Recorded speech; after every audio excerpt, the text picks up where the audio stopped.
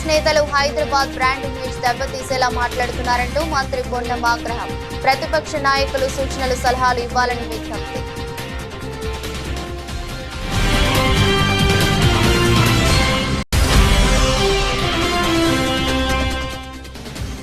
హత్యకు గురైన రషీద్ కుటుంబ సభ్యులతో కలిసి జిల్లా ఎస్పీని కలిసిన వినుకొండ మాజీ శాసనసభ్యులు.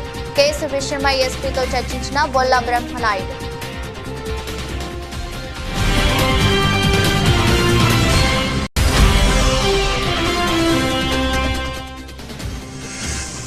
తెలంగాణలో కాంగ్రెస్ పార్టీకి షాక్. తిరిగి బీఆర్ఎస్ లో చేరిన ఎమ్మెల్యే బండ్ల కృష్ణమోహన్ రెడ్డి.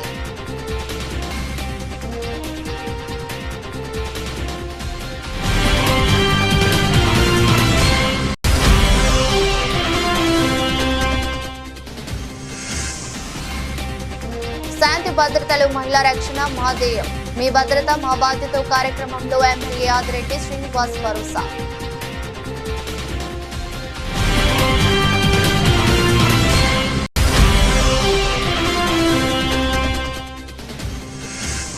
ఒలింపిక్స్ లో భారత్ కు 2వ పతకం. మను బాకర్ సరికొత్త రికార్డు. ఒకే ఒలింపిక్స్ లో 2 పతకాలతో మను బాకర్ రికార్డు.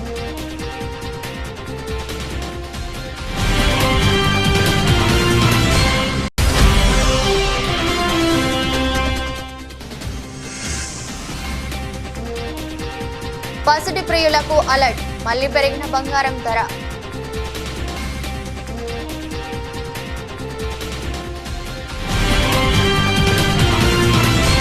దక్షిణ తెలంగాణలో మెరుగైన రవాణా వ్యవస్థ ఏర్పాటులో కీలకమైన Vikarabad Krishna railway line route map పై ముఖ్యమంత్రి రేవంత్ రెడ్డి రైల్వే శాఖ అధికారులకు సూచనలు చేశారు. చీఫ్ ఇంజనీర్ సుబ్రహ్మణ్యన్ ఇతర అధికారులు అసెంబ్లీ విరామంలో సీఎం ని ఆయన కార్యాలయంలో కలిసి Vikarabad Krishna railway line route map ను ప్రెజెంట్ చేశారు. వికారాబాద్ పరిగి కొడంగల్ నారాయణపేట్ మక్తల్ మీదుగా మొత్తం 145 కిలోమీటర్ల మేర సుమారు 3500 కోట్లతో ఈ రైల్వే లైన్ నిర్మించనున్నారు. వికారాబాద్ కృష్ణా రైల్వే లైన్ ప్రణాళికల్ని వడివడిగా పూర్తి చేసి పనులు చేపట్టే దిశగా రైల్వే శాఖకు సహకరించాలని ఆర్ఎండ్బి అధికారులను ముఖ్యమంత్రి ఆదేశించారు. శాంతి భద్రతల విషయంలో హైదరాబాద్ బ్రాండ్ ఇమేజ్ ను దెబ్బతీసేలా బీఆర్ఎస్ నాయకులు మాట్లాడుతున్నారని మంత్రి పొన్నం ప్రభాకర్ ఆగ్రహం వ్యక్తం చేశారు. శాసనసభలో ఆయన మాట్లాడుతూ విపక్ష సభ్యులు రన్నింగ్ కామెంటరీ చేయడం సరికాదన్నారు. ప్రతిపక్ష నాయకులు అమూల్యమైన సూచనలు సలహాలు ఇవ్వాలని విజ్ఞప్తి చేశారు. కాంగ్రెస్ పార్టీ 70వ దశకంలోనే నవోదయ పాఠశాలలు గురుకులాలను ప్రారంభించిందని తెలిపారు. వాటిల్లో చదివిన వారు చాలా మంది ఉన్నత స్థాయిలో ఉన్నారని పేర్కొన్నారు. జీవోత్సవంలా ఉన్న ఆర్టీసీని తాము ముందుకు తీసుకువెళ్తున్నామన్నారు. ఆర్టీసీ చక్రం నడవదని గతంలో చెప్పిన బీఆర్ఎస్ ఇప్పుడు అదే సంస్థపై మొసలి కన్నీరు కారుస్తుందని విమర్శించారు. ఆర్టీసీ కార్మికులంతా తెలంగాణ ఉద్యమకారులే అన్నారు. వారిని కాపాడుకునే బాధ్యత తమ ప్రభుత్వానిదే అని తెలిపారు. హత్యలు జరుగుతూ ఉన్నటువంటి మాట వారు చెప్తా ఉన్నారు. కానీ ఇవేవి కూడా శాంతి భద్రతలకు భంగం కలిగించేటువంటి హత్యలుగా ఒక చిన్న చిన్న కుటుంబ ఇతరత్ర సమస్యలతో జరుగుతుండొచ్చు. వాటిని మీరు మాజీ హోంశాఖ మంత్రి ఈ రాష్ట్రంలో పోలీసులను వాళ్ళ యొక్క ఆత్మస్థైర్యాన్ని దెబ్బతీసే విధంగా మాట్లాడితే ఒక మాజీ హోంమంత్రి ఇది మంచిది తగదు అనే మాట చెప్తాను. ఇవన్నీ కూడా శాంతి భద్రతలు అన్ని దగ్గర పెట్టుకొని మాట్లాడాలి. నేను మాట్లాడుతున్నా మంత్రి గారు జవాబు చెప్తాను. వినుకొండలో టీడీపీ గుండాల చేతిలో హత్యకు గురైన రషీద్ కుటుంబ సభ్యులతో కలిసి వినుకొండ మాజీ శాసనసభ్యులు బొల్లా బ్రహ్మనాయుడు పల్నాడు జిల్లా ఎస్పీని కలవడం జరిగింది. రషీద్ హత్యకు కారణమైన వారిలో వారికి సహకరించిన వారిలో కొంతమంది టీడీపీ ముఖ్య నాయకులు ఉన్నారని, వారిని కేసు నుండి తప్పించే ప్రయత్నాలు జరుగుతున్నాయని ఎస్పీ గారికి చెప్పారు. ఈ సందర్భంగా మాట్లాడుతూ రషీద్ హత్య విషయంలో తెలుగుదేశం పార్టీ ప్రభుత్వంలోని పెద్దలు మాట్లాడే తీరు మరీ దారుణంగా ఉందని, కనీసం హత్య చేసిన హత్యకు సహకరించిన వారిలో కొంతమందిని ఇంకా అదుపులోకి తీసుకోకపోవడం, కనీసం ఈ హత్యకు పరోక్షంగా సహకరించిన కొంతమంది పేర్లు ఎఫ్ఐఆర్లు పొందుపరచకపోవడం ఏంటి అని ఆగ్రహం వ్యక్తం చేశారు. అసలు మనం మనుషులు అనేది మర్చిపోయినటువంటి పరిస్థితి కనిపించింది. ఏనాడు వినుకొండలో ఇలాంటి పరిస్థితి మేము చూడాలి. నా 68 సంవత్సరాల నా జీవితంలో ఇలాంటి ఇంత ఈ విధమైనటువంటి ఆ మర్డరు ఆ విధంగా నరకటం అనేది, ఒక మనిషిని అలా చేయటం అనేది ఇంతవరకు చూడాలి. అలాంటి అందరూ చూస్తుండగా, వేల మంది చూస్తూ ఉండగా ఆ నరకటం అనేది, ఆ నరికించిన అటువంటి ఆ తీరు, అది పూర్తి స్థాయిలో రాజకీయ నాయకులు చెప్తారు, తెలుగుదేశం పార్టీ వాళ్ళు చెబుతున్నారు. అది బ్రహ్మనాయుడు పోషించాడు వాళ్ళని అని. బ్రహ్మనాయుడు సమయంలో ఎక్కడన్నా ఇలాంటి మర్డర్ జరిగిందా? బ్రహ్మనాయుడు ఎవరినన్నా ప్రోత్సహించాడు అనే దాంట్లో ఎవడైనా ఈరోజు చూస్తే అర్థమైద్ది.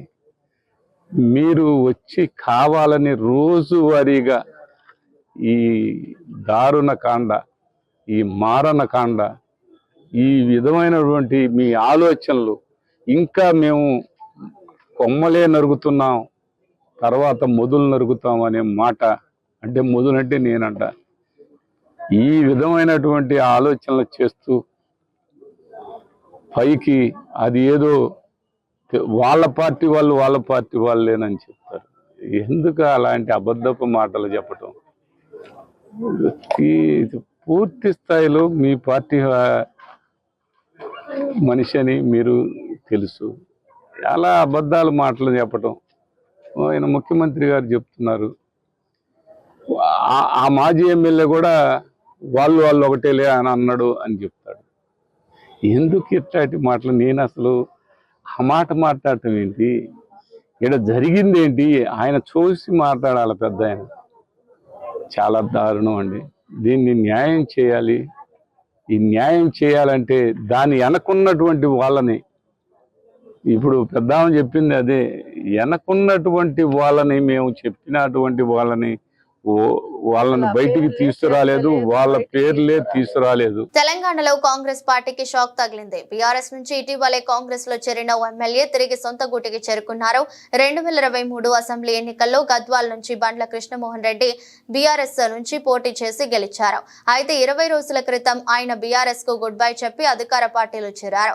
హైదరాబాద్ లో సీఎం రేవంత్ రెడ్డి, మంత్రులు జూపల్లి కృష్ణారావు, పొంగులేటి శ్రీనివాస్ రెడ్డి తదితరుల సమక్షంలో కాంగ్రెస్ లో చేరారు. అయితే నెల రోజులు కూడా కాలేదు ఆ ఎమ్మెల్యే తిరిగి బీఆర్ఎస్ పార్టీలో చేరారు. మంగళవారం ఆయన బీఆర్ఎస్ వర్కింగ్ ప్రెసిడెంట్ కేటీఆర్ ను కలిశారు. తాను పార్టీలోనే కొనసాగుతానని స్పష్టం చేశారు. ఇలాంటి సమయంలో కాంగ్రెస్ లో చేరిన ఎమ్మెల్యే తిరిగి త్రిపక్ష పార్టీలోకి వెళ్లడం గమనార్హం.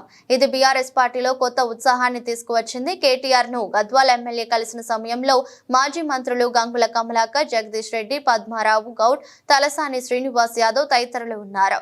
కృష్ణమోహన్ రెడ్డి గత అసెంబ్లీ ఎన్నికల్లో సమీప కాంగ్రెస్ అభ్యర్థి సరితా తిరుపతయ్యపై 7,000 పైచిలకు మెజారిటీతో గెలిచారు. మూసీ ప్రక్షాళనపై కాంగ్రెస్ ప్రభుత్వం రోజుకో ప్రకటన చేస్తుందని మాజీ మంత్రి సిరిసిల్ల ఎమ్మెల్యే కేటీఆర్ ఆరోపించారు. మూసీలో తాము 3,866 కోట్లతో 100% సీవరేజ్ ట్రీట్మెంట్ చేశామని, ప్రస్తుత ప్రభుత్వం కొత్తగా చేయడానికి ఏం లేదన్నారు. సీవరేజ్ ట్రీట్మెంట్ పూర్తయిన తర్వాత మా ప్రభుత్వం ఉన్నప్పుడు 16,000 కోట్ల అంచనాతో మొత్తం డిజైన్స్ కూడా తయారు చేసి ఫైనల్ చేసినట్లు కేటీఆర్ తెలిపారు. ఇవాళ తమకు ఆశ్చర్యం ఎక్కడ కలుగుతుంది అంటే మూసీ ప్రక్షాళనపై ఒక్కొక్కరు ఒక్కో మాట చెప్తున్నారని ఎద్దేవా చేశారు. మూసీపై ఎక్స్ప్రెస్ వే మరియు బ్యూటిఫికేషన్ తో కలిపి 16,000 కోట్లతో మేము అంచనా వేస్తే అది ఎందుకు 50,000 కోట్లకు అయిందని ప్రశ్నించారు. ఇది ప్రజల సొమ్ము కాబట్టి ప్రభుత్వం ప్రజలకు స్పష్టత ఇవ్వాలని కేటీఆర్ డిమాండ్ చేశారు. మూసీ రిజువనేషన్ సంబంధించి ఈ మధ్యన ప్రభుత్వం చాలా హడావుడి చేస్తోంది. చాలా పెద్ద పెద్ద కేటాయింపులు చేసినామని చెప్పి గొప్పగా చెప్తా ఉన్నారు. అధ్యక్ష, మూసీలో అతి ముఖ్యమైన కంపోనెంట్ అధ్యక్ష సివరేజ్ ట్రీట్మెంట్. హైదరాబాద్ మహానగరంలో 2,000 MLD సివరేజ్ ఉత్పత్తి అవుతుంది. అందులో ఆల్రెడీ మేము మొత్తం కూడా పూర్తి చేసాం. మీరు చేసేది ఏం లేదు కొత్తగా సివరేజ్ ట్రీట్మెంట్. 100% సివరేజ్ ట్రీట్మెంట్ 3,866 కోట్ల రూపాయలతో మేము చేశాము. మొన్ననే ముఖ్యమంత్రి గారు కూడా పోయి ఉప్పల్లో నల్ల చెరువులో ఒక STP కూడా ఇనాగ్రేట్ చేశారు. ఇంకా కొన్ని కూడా మేము కూడా విజిట్ చేస్తాం. 100% STP పూర్తయిన తర్వాత మూసీలో 16,000 కోట్ల రూపాయలతో ఆనాడు మా ప్రభుత్వం ఉన్నప్పుడు మొత్తం డిజైన్స్ కూడా తయారు చేసి ఫైనల్ చేసి ఆఖరికి గ్లోబల్ డిజైన్ కాంపిటీషన్ కూడా ఇన్వైట్ చేసినాం సార్. చేసిన తర్వాత ఇవాళ మాకు ఆశ్చర్యం ఎక్కడ కలుగుతా ఉందంటే, ఒకరోజేమో 50,000 కోట్లతో మూసీ ప్రక్షాళన, మూసీ బ్యూటిఫికేషన్ అని ఒకరోజు ప్రకటన వస్తుంది. తర్వాత పర్యాటక శాఖ మంత్రి గారేమో 70,000 కోట్లతో అని చెప్పి వారు ప్రకటన ఇచ్చారు. ఆ తర్వాత ఈ మధ్యన ముఖ్యమంత్రి గారు గోపన్పల్లిలో 1,50,000 కోట్లతో మూసీ అన్నారు. అధ్యక్ష, నేను అడిగేది ఒకటే, శ్రీధర్ బాబు గారి నుంచి క్లారిఫికేషన్. ప్రజలకు తెలవాల్సిన అవసరం ఉంది. ఇది ప్రజల సొమ్ము. 16,000 కోట్లతో including express way, east to west express way 55 కిలోమీటర్లు ప్లస్ బ్యూటిఫికేషన్ మేము ప్రారంభించాము ఆల్రెడీ. మీకు తెలవపోవచ్చు, నాగోల్లో మీరు పోతే మీరు చూడవచ్చు. వారిని కోరేదేమంటే, ఇది రాష్ట్ర ప్రజల సంపద. 16,000 ఎందుకు 50 అయింది, ఎందుకు 50 70 అయింది, ఎందుకు 70 1,50,000 అయింది? ప్రజలకు స్పష్టత ఇవ్వాలని చెప్పి శ్రీధర్ బాబు గారిని కోరుతా ఉన్నా. మూసీ బ్యూటిఫికేషన్ విషయంలో మొన్న నేను డిప్యూటీ సీఎం గారిని చూశాను. ఒక డిపిఆర్ కూడా తయారైంది. మేమేమి ఊరికే అడగలేదు, లెటర్ బాలేదు, కేంద్ర ప్రభుత్వానికి డిపిఆర్ కూడా ఉంది అన్నారు. డిపిఆర్ దయచేసి ఉంటే సభ ముందు టేబుల్ చేయండి, ప్రజలందరూ సభ్యులందరూ కూడా చదువుకుంటారు. ఎందుకంత మొత్తంలో ఖర్చు పెరిగిందో అర్థమవుతుంది. రాజమహేంద్రవరంలో బ్లేడ్ బ్యాచ్, గంజాయి బ్యాచ్ అనే పదాలు వినపడకుండా పోలీసు ఇతర శాఖల సమన్వయంతో పూర్తిగా అరికట్టడం జరుగుతుందని, వారికి ఎన్డీఏ కూటమి అండగా నిలుస్తుందని సిటీ శాసనసభ్యులు వాదిరెడ్డి శ్రీనివాస్ పేర్కొన్నారు. ఆనందనగర్ 46వ వార్డులో నిర్వహించిన మీ భద్రత మా బాధ్యత కార్యక్రమానికి సిటీ ఎమ్మెల్యే ఆదిరెడ్డి వాసు ముఖ్య అతిథిగా పాల్గొన్నారు. గత 2019 నుంచి 2024 మధ్య బ్లేడ్ బ్యాచ్, గంజాయి బ్యాచ్ అనే పదాలు రాజమండ్రిలో ఉన్నాయని, వీటిని అరికట్టేందుకు వివిధ శాఖల నుంచి వచ్చిన అధికారులు పోలీస్ సమన్వయంతో సమస్యను పరిష్కరించే దిశలో సహకరిస్తారని, వారికి ఎన్డీఏ కూటమి అండగా ఉంటుందని తెలిపారు. మీ ప్రాంతంలో ఏదైనా సమస్య ఉంటే సమస్య చెప్పడానికే ఫోన్ చేయాలి. దానికి మించి మీరు ఫోన్ చేసి ఇది ఆదిరెడ్డి వాసు నెంబరేనా, నువ్వేనా, ఫోన్ చేసావా, పడుకున్నావా, ఎక్కడ ఉన్నావు, ఇలాంటి ప్రశ్నలు అడగకూడదు. అర్థమైందా? మీరు కేవలం మీ సమస్యలు చెప్పుకోవడానికి నెంబరు, దాన్ని సద్వినియోగపరచుకోవాలని మీ అందరికీ కూడా కోరుకుంటూ, ఎప్పుడు కూడా 8693934567 ఎప్పుడు కూడా ఈ ప్రాంతం ఆదిరెడ్డి కుటుంబాన్ని ఆశీర్వదిస్తానే వచ్చారు. మొన్నటి ఎన్నికల్లో కూడా మంచి మెజార్టీ ఇచ్చారు, ఈ ఎన్నికల్లో కూడా మంచి మెజార్టీ ఇచ్చారు. మీ నమ్మకాన్ని వమ్ము చేయకుండా మీరు చెప్పే ప్రతి సమస్యని తీర్చే బాధ్యతగానే పనిచేస్తాం. మీకు అందుబాటులో ఉంటాం. మీ సమస్యలు తీర్చేందుకు ఎప్పుడు కూడా కృషి చేస్తామని ఈ వేదిక ద్వారా మీ అందరికీ కూడా హామీ ఇస్తూ, ఎన్డీఏ కూటమిని మీరు ఆశీర్వదించారు, ఓటు వేశారు.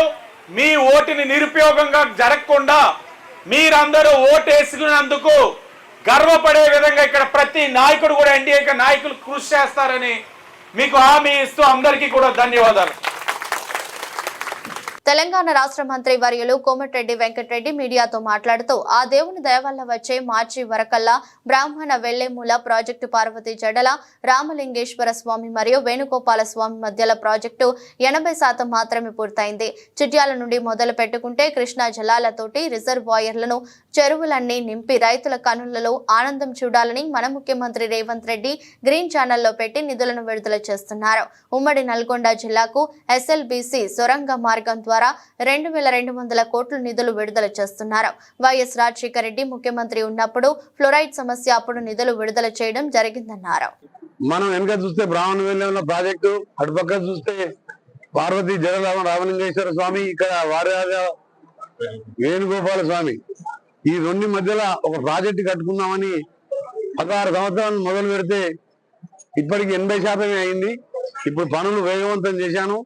వచ్చే మార్చి కల్లా ఇక్కడ నార్కట్పల్లి చెరువుకెళ్ళి మొదలు పెట్టుకొని ఈ ప్రాంతానంతా కూడా కృష్ణా జలాలతో మీ పంటలు పండే విధంగా ఈ రిజర్వాయర్లు, చెరువులన్నీ కూడా నింపి మీ ముఖాల్లో సంతోషాన్ని చూడాలన్నదే నా లక్ష్యం. దానికి ముఖ్యమంత్రి గారు గ్రీన్ ఛానల్లో పెట్టి నిధులు విడుదల చేస్తున్నారు.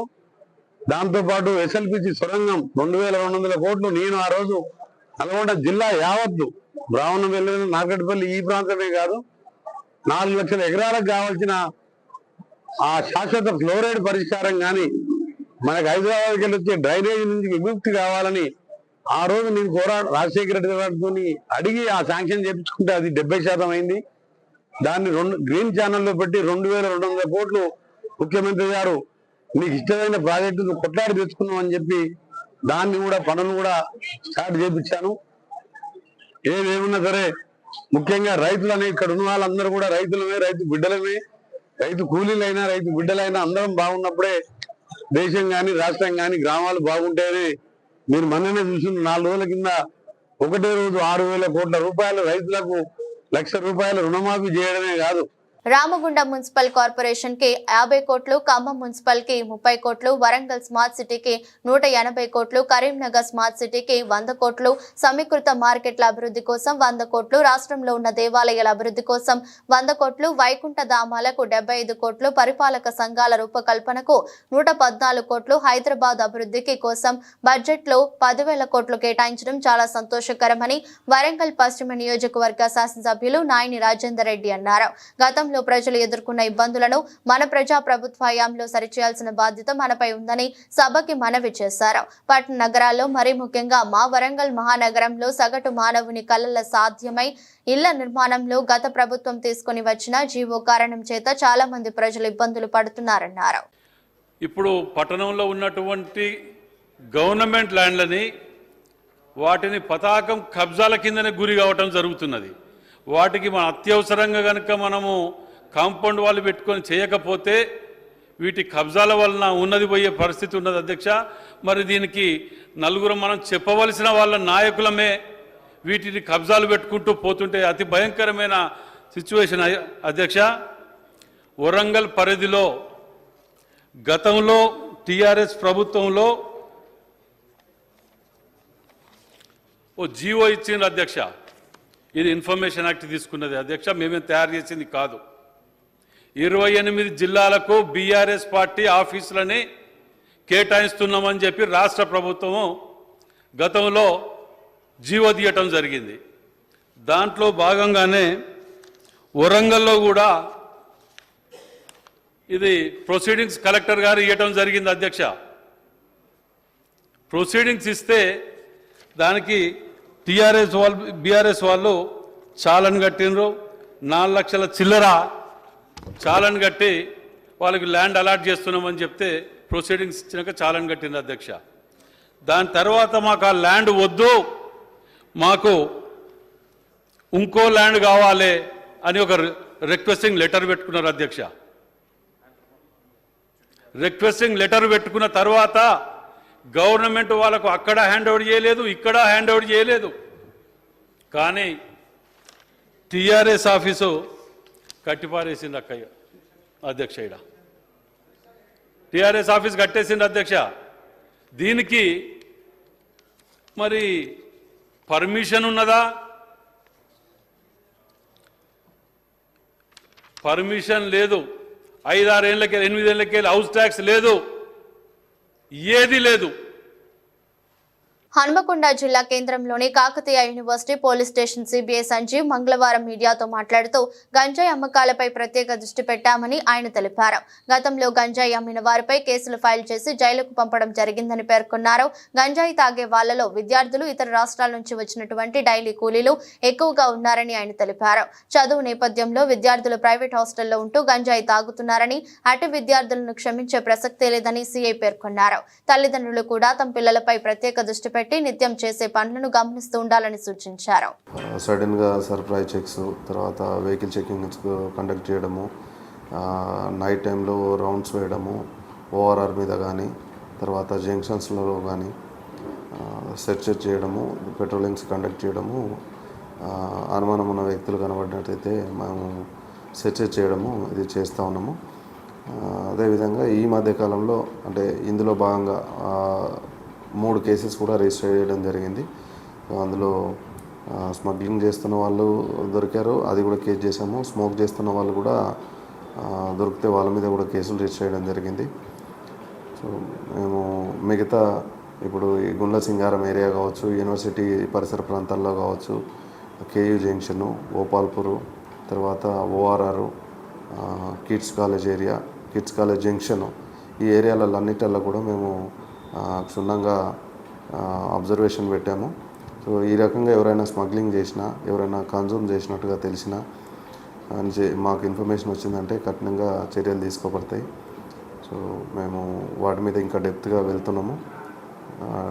మిగతా అది ఎక్కడి నుంచి, సోర్స్ ఎక్కడి నుంచి అనే దాని మీద కూడా మేము కాన్సన్ట్రేట్ చేసాము. తప్పకుండా దీన్ని అరికడతాము.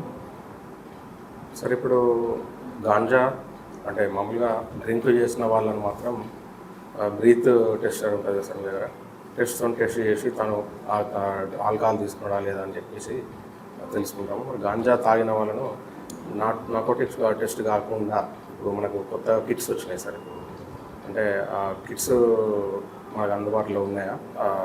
అట్లా ఇప్పటివరకు ఏమన్నా వాటితోనే ఏమన్నా పరీక్షలు అంటే అవి అందుబాటులోకి వచ్చినాయి. సో వాటి ద్వారా కూడా మేము టెస్ట్ చేయడం జరుగుతుంది.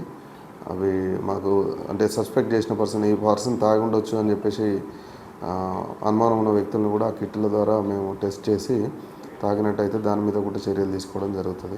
రాజన్న సిరిసిల్ల జిల్లా పోలీస్ కార్యాలయంలో గత కొన్ని రోజుల నుండి పడిపోయిన దొంగలించబడిన 78 ఫోన్లను రికవరీ చేసి సంబంధిత బాధితులకు జిల్లా ఎస్పీ చేతుల మీదుగా అప్పగించారు. ఈ సందర్భంగా ఎస్పీ అఖిల్ మహాజన్ మాట్లాడుతూ సెల్ ఫోన్ పోయిందా అయితే టెన్షన్ పడవద్దండి, వెంటనే CIR లాగిన్ అయి వివరాలు నమోదు చేసుకుంటే తొందరలోనే ఫోన్ ఎక్కడుందో కనిపెట్టొచ్చని ఆయన తెలిపారు. రాజన్న సిరిసిల్ల జిల్లాలో ఇప్పటి వరకు CIR పోర్టల్ ద్వారా 1200 ఫోన్లు గుర్తించి 1019 ఫోన్లు సంబంధిత బాధితులకు అందించి 84%తో రాష్ట్రంలో మొదటి స్థానంలో జిల్లా నిలిచిందన్నారు. రాష్ట్రంలో కమిషనరేట్స్ కాకుండా మిగిలిన జిల్లాలతో పోల్చుకుంటే మన జిల్లాలో 1000 పైగా ఫోన్లు రికవరీ చేసి బాధితులకు అప్పగించడం జరిగిందని ఎస్పీ తెలిపారు. మన జిల్లాలో ఇప్పుడు CEIR యాప్ మనం జిల్లాలో వాడుతున్నాము. ఈ ప్రజలు కూడా డైరెక్ట్లీ కూడా వాళ్ళకు కూడా ఇది మొబైల్ దొంగతనం అయిపోయినప్పుడు లేకపోతే వాళ్ళ లాస్ అయినప్పుడు వాళ్ళ దానిలో అప్లోడ్ చేస్తున్నారు. ఇప్పటివరకు ఈరోజు వరకు 1200 దాదాపు దానిలో అప్లోడ్ చేయడం జరిగింది. దానిలో 1020 మనం రికవరీ చేసాం. ఆల్మోస్ట్ 84% మొత్తం స్టేట్లో మన జిల్లాలో మనం మ్యాక్సిమం రికవరీ చేయించాము. 1000 కూడా కమిషనరేట్స్ కాకుండా జిల్లాలో రాజన్న సిరిసిల్ల ఫస్ట్. సో అందరితో అదే మనవి, ఇప్పుడు వీళ్ళతో అందరు జనాలతో మాట్లాడినప్పుడు వాళ్ళ కౌంటర్ పైన బైక్ పైన పెట్టినప్పుడు దొంగతనం అయింది, లేకపోతే వాళ్ళ షాప్లో ఉన్నప్పుడు దొంగతనం అయింది. సో ఇది మనం జాగరూకంగా ఉండొచ్చు, కొంచెం జాగరూకత ఉంటే ఇట్లైన సంఘటన జరగదు. సో అందరు కొంచెం జాగరూకంగా ఉండాలి.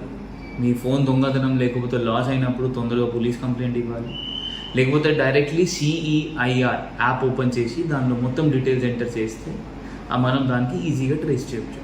Thank you. మెదక్ జిల్లా వెల్దుర్తి మండల కేంద్రంలో గ్రామ పంచాయతీ కార్మికులు CITU నాయకులను పోలీసులు ముందస్తు అరెస్ట్ చేశారు.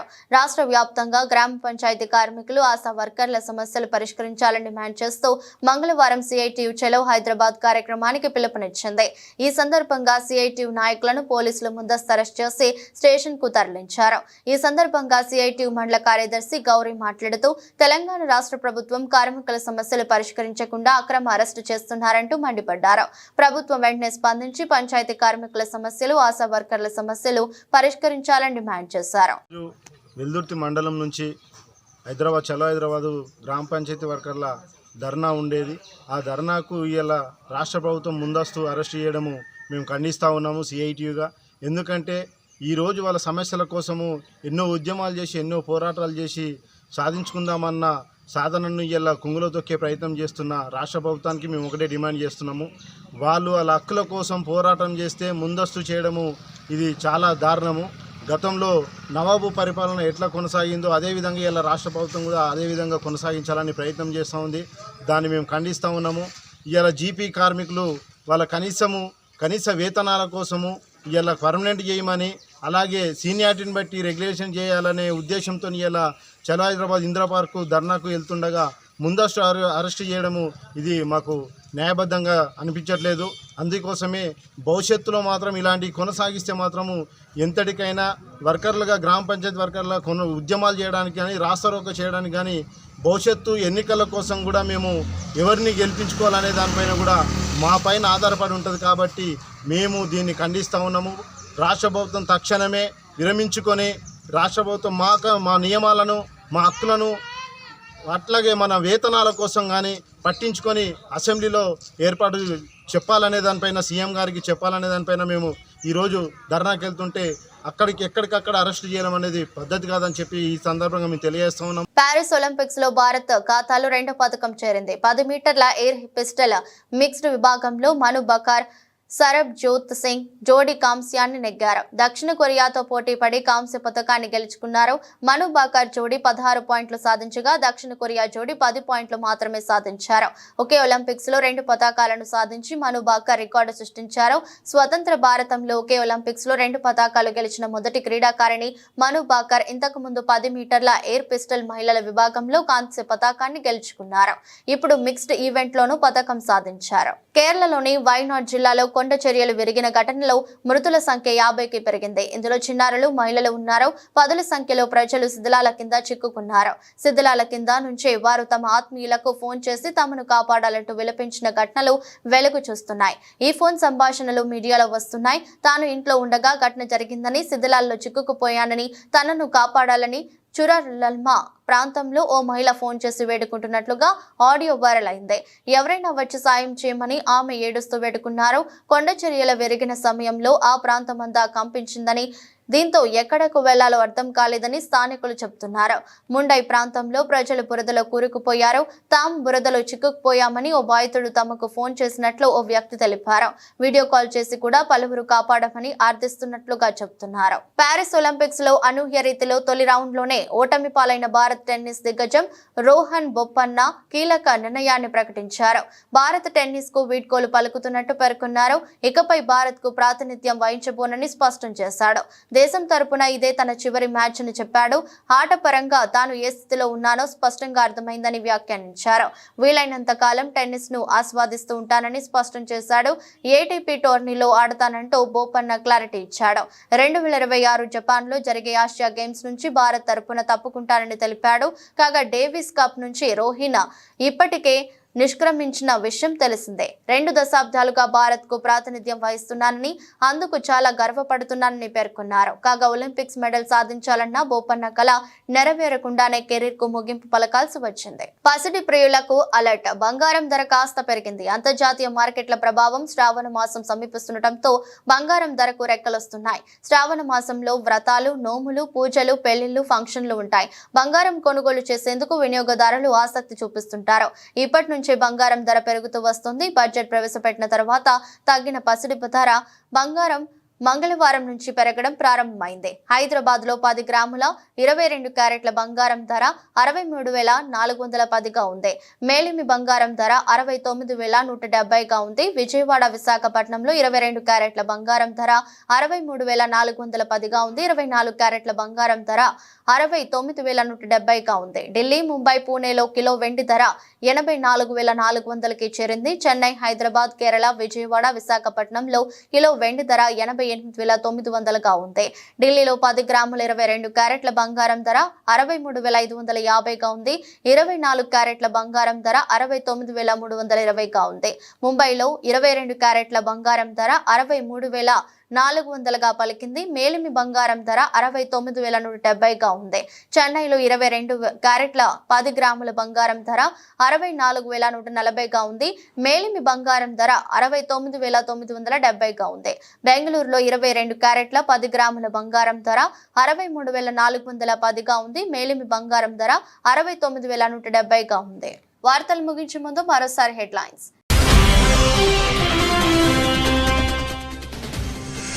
బీఆర్ఎస్ నేతలు హైదరాబాద్ బ్రాండ్ ఇమేజ్ దెబ్బతీసేలా మాట్లాడుతున్నారంటూ మంత్రి పొన్నం ఆగ్రహం. ప్రతిపక్ష నాయకులు సూచనలు, సలహాలు ఇవ్వాలని విజ్ఞప్తి.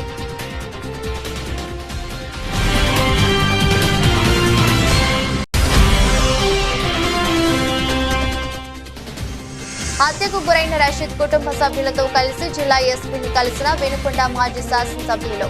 కేసు విషయమై ఎస్పీతో చర్చించిన బొల్లా బ్రహ్మనాయుడు.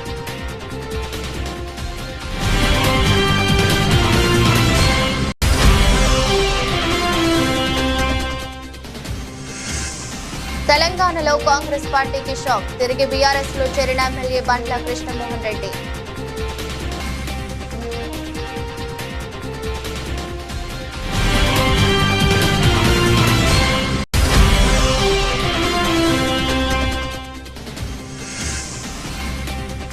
శాంతి భద్రతలు, మహిళా రక్షణ మా ధ్యేయం. మీ భద్రత మా బాధ్యత కార్యక్రమంలో ఎమ్మెల్యే ఆదిరెడ్డి శ్రీనివాస్ భరోసా.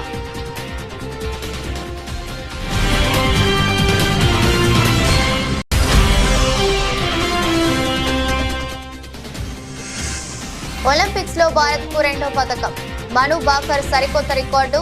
ఒకే ఒలింపిక్స్ లో 2 పతకాలతో మను బాకర్ రికార్డు.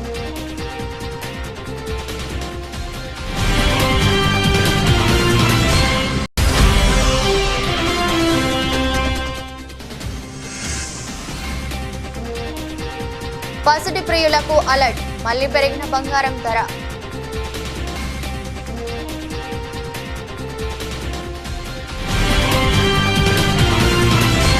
ఇది రోజు బులెటిన్. మరో బులెటిన్లో మళ్ళీ కలుద్దాం. అంతవరకు సెలవు. నమస్కారం.